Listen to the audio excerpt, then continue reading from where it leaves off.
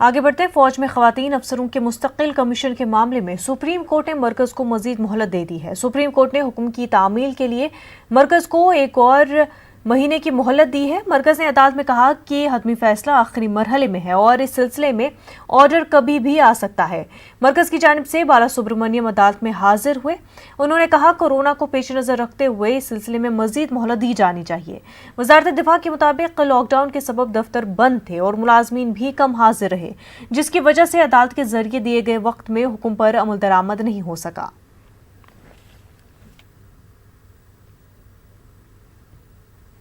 तो नाजरीन, आपको बता दें कि फौज में खवातीन अफसरों के मुस्तकिल कमीशन के मामले में सुप्रीम कोर्ट ने मरकज को मजीद मोहलत दी है।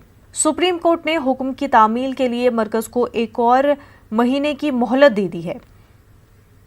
मजीद तफसीलात के साथ हमारे नुमाइंदे सुशील हमारे साथ जुड़ चुके हैं। तो सुशील, खवातीन अफसरों के लिए जो मुस्तकिल कमीशन का मामला है उसमें और भी मरकज को मोहलत दी गई है, एक महीने की मोहलत दी गई है। क्या वजह बताई गई थी कि क्यों इतना डिले हुआ, क्यों जो है हुक्म की तामील जो है वक्त पर नहीं हो सकी?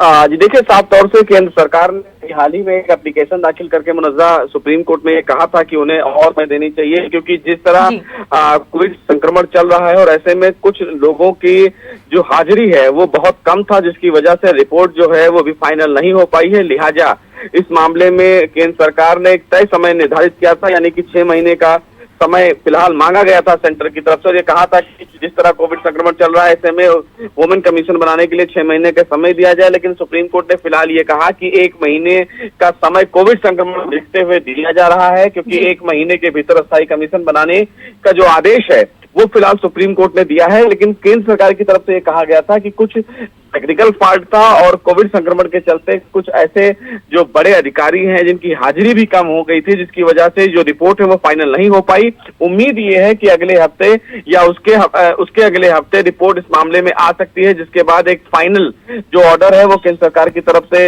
जारी किया जाएगा। और इसी को देखते हुए फिलहाल सुप्रीम कोर्ट ने केंद्र सरकार को 1 महीने का समय दिया है, यानी कि अब फिलहाल 1 महीने के भीतर केंद्र सरकार को सेना में महिलाओं के लिए अस्थायी कमीशन की नियुक्ति करनी होगी और अस्थायी कमीशन बनाना होगा। बिल्कुल सुशील, बेहद शुक्रिया आपका।